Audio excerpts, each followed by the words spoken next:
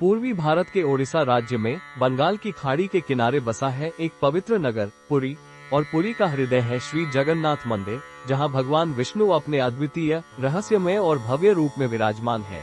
यहां पहुंचते ही दूर से दिखाई देता है मंदिर का ऊंचा शिखर, जिस पर लहराता ध्वज मानो भक्तों को बुला रहा हो। मंदिर के 4 भव्य द्वार, सिंह द्वार, गज द्वार, अश्व द्वार और व्याघ्र द्वार, हर एक पर बारीक नक्काशी और दिव्य शिल्पकला का अद्भुत संगम दिखाई देता है। इस मंदिर के उदय की कहानी अत्यंत रोचक है।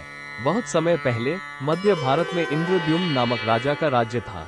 वे भगवान विष्णु के अनन्य भक्त थे और उनके साक्षात दर्शन की लालसा रखते थे। एक दिन एक साधु दरबार में आया और उसने बताया कि उड़ीसा में भगवान विष्णु नील माधव के रूप में पूजे जाते हैं। राजा ने तुरंत अपने मुख्य पुजारी के भाई विद्यापति को आदेश दिया कि वे नील माधव की खोज करें।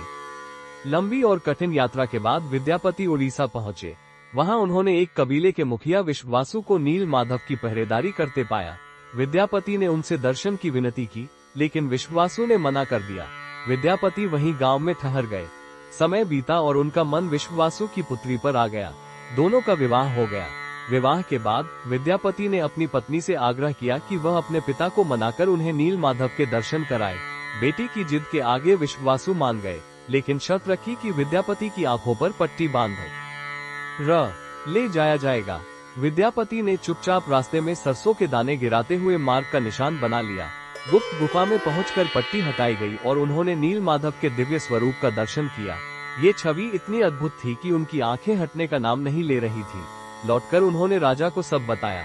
राजा तुरंत वहां पहुंचे, लेकिन तब तक नील माधव अदृश्य हो चुके थे। राजा का हृदय टूट गया, पर उनकी भक्ति अटूट रही। तभी एक दिव्य संकेत मिला। समुद्र तट पर एक पवित्र लकड़ी का दंड बहकर आएगा। उसी से भगवान का नया स्वरूप गढ़ा जाएगा।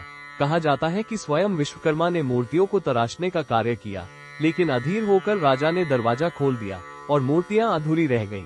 इसी कारण आज भी जगन्नाथ, बलभद्र और सुभद्रा की मूर्तियों में हाथ पांव पूर्ण नहीं है। मंदिर के भीतर ये तीनों देव नीम की लकड़ी के विग्रहों में विराजते हैं। हर 12 या 19 साल में नवकलेवर की परंपरा के तहत इन मूर्तियों को बदला जाता है। पुराने विग्रह के भीतर स्थित ब्रह्म पदार्थ को नए विग्रह में स्थापित किया जाता है। ये प्रक्रिया अत्यंत गुप्त होती है और केवल कुछ पुजारी ही इसे देख पाते हैं। पुरी का सबसे प्रसिद्ध उत्सव है रथ यात्रा। आषाढ़ माह के शुक्ल पक्ष द्वितीया को भगवान जगन्नाथ, बलभद्र और सुभद्रा अपने विशाल रथों में बैठकर गुंडिचा मंदिर की ओर प्रस्थान करते हैं, जिसे उनकी मौसी का घर माना जाता है। इन रथों की ऊंचाई लगभग 40 फीट होती है। नंदघोष, तलध्वज और दर्पदल रथ बनाने का कार्य महीनों पहले शुरू होता है, जहां कारीगर तपती धूप में विशाल पहिए, लकड़ी की संरचना और रंग बिरंगे सजावटी हिस्से तैयार करते हैं।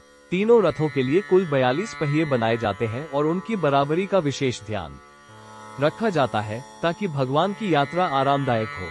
हिंदू धर्म में भगवान विष्णु को दिन भर अलग अलग स्थानों पर उपस्थित माना जाता है और मध्याह्न में वे पुरी आते हैं भोजन के लिए।